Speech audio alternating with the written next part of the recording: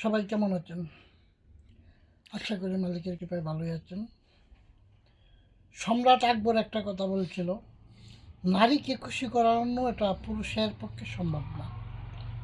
কারণ যদি নারীকে অর্থ দাও তবে সে সময় চাইবে, আর যদি সময় দাও তবে অর্থ চাইবে। সেই একই ব্যাখ্যা বঙ্কিমচন্দ্র চট্টোপাধ্যায় বলছিল, হে নারী, তুমিই মাতা, তুমিই ভগ্নী, তুমিই সেবিকা, কিন্তু নারী যে নাগিনী, কথাটা তো একটা ডট ডট রাখছিল। আমার মূলত আলোচনার বিষয় নারী না, কিন্তু এই কথাটা বলার পিছনে কারণ একটাই, যাদের ভিতরে নারী ভাব যে সমস্ত পুরুষ বা সমাজে বেশি কার্যকর হয়, সেই সমস্ত সমাজ কিন্তু কোনো না কোনোভাবে উন্নতির শিখরে উঠলেও ধ্বংসপ্রাপ্ত হয়। উন্নত বিশ্বে নারী স্বাধীনতার কারণে এমন অনেক দেশ আছে যেই দেশে নারী সংখ্যা বেশি হওয়ার কারণে এখন তারা পুরুষ ভাড়া করে। আর নারী চরিত্র কেন জানি মনে হয় আমাদের এনসিপি এবং জামাতের সদস্যরা পায় এলাইছেন। নারীর ভালো দিকটা পান নাই দুর্ভাগ্যজনিত কারণে, কারণ ওনারা তো নারীর পর্দা বেশি বলেন, যার কারণে পর্দার ভিতরের চরিত্রগুলো পাইয়া গেছেন। কথাটা বলার পিছনে কারণ একটাই, 2024 এনসিপি গঠন হইল, তারা দেশে শান্তি শৃঙ্খলা আনবে, স্বৈরাচার তাড়াইল, সবাই সুন্দর সুন্দর স্বপ্ন দেখাইল, যেটা হলো একটা বোরকার আসত। ভিতরের হিসাব কিতাব দেখা গেল একজন কোটি কোটি টাকার মালিক হইল না। তারা নিজেরা একটা নির্বাচনের আয়োজন করলো, তাদের আন্ডারে নির্বাচন হলো। নির্বাচন সুষ্ঠু এটা সম্পূর্ণ বলা যাবে না, কারণ একটাই, বুট চুরির রেকর্ড সব জায়গাতেই কম বেশি প্রকাশ হয়ে গেছে।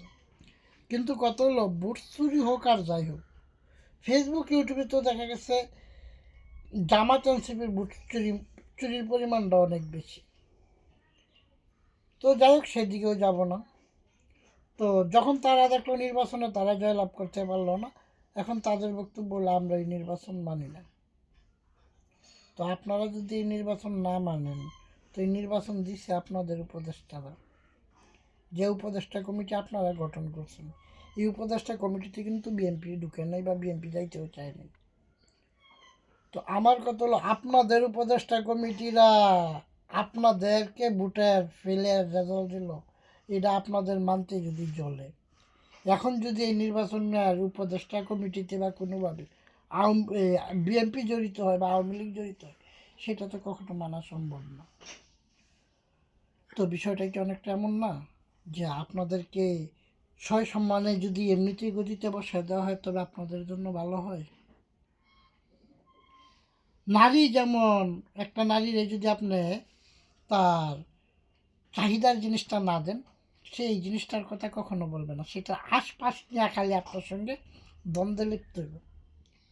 এনসিপির ব্যাপারটা অনেকটা এরকম দাঁড়ায় গেছে না, ওদের মূল লক্ষ্য হলো যে ওরা আরামে এসে ভাটপারি করে খাইব, কিন্তু এই কথাটারে কিন্তু এরা ঘুরায় ফিরে বলতেছে। এখন একটা স্লোগান বাইর করছে, বুটচুর আর স্বৈরাচার মিলেমিশে একাকার। যে বুটচুর আর স্বৈরাচার মিলেমিশে যদি একাকার হয়, তে ফেসবুক ইউটিউবে বিভিন্ন খবরে তো জামাত এনসিপির বুটচুরির খবর আছে, তাহলে এই একাকারে কি আপনারা নাই? চাঁদাবাজির বিরুদ্ধে আপনারা কথা বলতে চাইতেছেন, স্বৈরাচারের বিরুদ্ধে কথা বলতে চাইতেছেন, খুব ভালো। তো আপনারা চাঁদাবাজি কতটুকু কন্ট্রোল করতে পারছেন? আপনারা উপদেষ্টা কমিটিতে যাওয়ার আগে, আপনারা নেতা হওয়ার আগে কার বায়োডাটা কয় টাকা, কেডা সরকাররা কয় টাকা ট্যাক্স দিচ্ছেন, আর 18 মাস পরে আপনাদের সম্পদের পরিমাণের হিসাব কী, এটা কি একবার চিন্তা করছেন?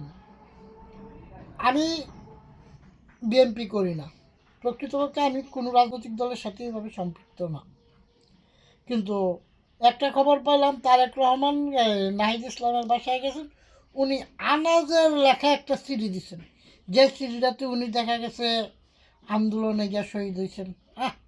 এই কথাটা শুনে অনেক দুঃখ, চোখের পানি, নানানভাবে পোস্ট দিতেছে। এখন বক্তব্য হলো, আনাজে যে মারা গেল, ইডার পুঞ্জি লইয়া কি বিএনপি কোনো ব্যবসা করছে নাকি এই এনসিপি ব্যবসা করছে? আপনারা 18 মাসে দেশের কী দিলেন, জাতিকে কী দিচ্ছেন 18টা মাসে? তো আনাজের লইয়া আপনারা এই আনাজ তরকারির এই লাউ কাটা বানানোটার মানে কি, কারণ কি? ইসলামী শাসন কায়েম করবেন, একজন আছে জিন্দাউলি, আরেকজন দেখা গেছে 501 নাম্বার। আপনারা কেউই ভোট মানতেছেন না, আপনারা আন্দোলন করতে চাইতেছেন, আপনারা আপনাদের মতো করবেন, কিন্তু আপনাদের বক্তব্য তো ছিল আপনারা ইসলামী শাসন কায়েম করবেন। তো আপনাদের স্লোগানের সামনে যে 11টা নারী প্রথম কাতারে, তারপরে হলো হাজার হাজার মানুষ, এটা দ্বারা কি প্রমাণ করতে চাইতেছেন আপনারা? যে আপনারা এখন এই 501 নাম্বার রুমের আর প্রয়োজন নাই, এই 11টা নিয়ে আপনারা আবার দেখাতে থাকতে পারবেন, এখানে কারো কিছু বলার নাই। কারণ আপনারা বেপর্দা নারী চান না, আপনারা দেখা গেছে নারী পর্দার ভিতরে চান। আপনারাই আবার নির্বাচন মানেন না কইয়া কি সামনে নারী লইয়া মিছিল করেন। এই বিষয়টা কি দেশবাসীরা আর কত এই টুপি পরাইবেন বারবার? এক টুপি তো বারবার ভালো লাগে না, নাটকগুলো একটু চেঞ্জ করে করলে মনে হয় দেশবাসী একটু দেখতে সময়টা পার করতে পারবো। কারণ 24-এর পর থেকে আমরা দেশটা এখন কী একটা পর্যায়েতে আছি। এই ডাইরেক্ট বলতেছে তারেক তুই খুনি, এখন কত হলো তারেক তুই খুনি, অনেক কথা অনেকে বলতেছেন। দেশের শাসন ভালো করুক আর খারাপ করুক, নির্বাচনে কিন্তু দেখা গেছে 3-3বার প্রধানমন্ত্রী বেগম খালেদা জিয়া, এটা কিন্তু অস্বীকার করার মতো না। আর বিএনপি কিন্তু দেখা গেছে একটা ছোট্টখাট্ট দল, পরশু দিনের তৈরি না। তো আপনারা এই এনসিপি আপনারা এখন যে এই এটার বিরুদ্ধে একটা ছায়া সরকার গঠন করবেন, তো আমার তো মনে হয় আপনাদের ছায়া সরকার গঠন করার আগে একটা পেন্টি সরকার গঠন করা দরকার, যাতে মাদ্রাসায় বলৎকারগুলো থামানি যায়। কারণ ছায়া সরকার গঠন করে আপনারা দেশে সন্ত্রাস দমন করবেন, আপনারা নিজেরাই কি কম চাঁদাবাজি করছেন? কিন্তু যদি একটা পেন্টি সরকার গঠন করে যদি মাদ্রাসায় বলৎকার আর এই যে জামাতের একটা পুরান কাহিনী আছে, অনেক ফেসবুক এইগুলার পোস্ট আছে, তারা দেখা যাচ্ছে প্রবাসীর বহু লোক লটর পটর। তো একটা ছায়া সরকার না করে একটা পেন্টি সরকার গঠন করলে আমার মনে হয় অন্ততপক্ষে যারা প্রবাসী আছে হেরার বউটা একটু নিরাপদে থাকবো, আর মাদ্রাসায় বলৎকার একটু কম হইব। আমার কথাতে যদি ভুল থাকে তাহলে কমেন্টে জানাইন, আর আমার কথা যদি ঠিক থাকে যে ছায়া সরকারের আগে পেন্টি সরকার দরকার, তো সেটাও কমেন্টে জানাইন। কারণ আপনারা ছায়া সরকার করে সরকারের পিছনে কী কী করতেছে এটা দেখবেন। তো পেন্টি সরকার করে কি এটা দেখা দরকার না? আপনারা এই যে মাইকে কইতাছেন নারীর পর্দা, আবার মিছিলের সময় শোডাউনের সামনে মেয়ে রাখতেছেন, আবার দেখা গেছে বুট সাইডে গিয়ে আরেক বেটার বউর লগে ধরা খেলায় মাদ্রাসার ভিতরে বলৎকার করে, যে এইগুলোর লাগে কি একটা সরকার গঠন দরকার না? তো ছায়া সরকারটা পরে হলেও চলবো, কারণ এই দেশ এই চাঁদাবাজি 71-এর পর থেকেই চলতেছে, কাজে কম্বলে লুম্বা হচ্ছে লাভ নেই। কিন্তু পেন্টি সরকার করলে অন্ততপক্ষে দর্শনের রাত থেকে আর শিশু বলৎকারের রাত থেকে মনে হয় দেশটা একটু বাঁচে। সবাই ভালো থাকেন, মালিক সবাই ভালো রাখুক।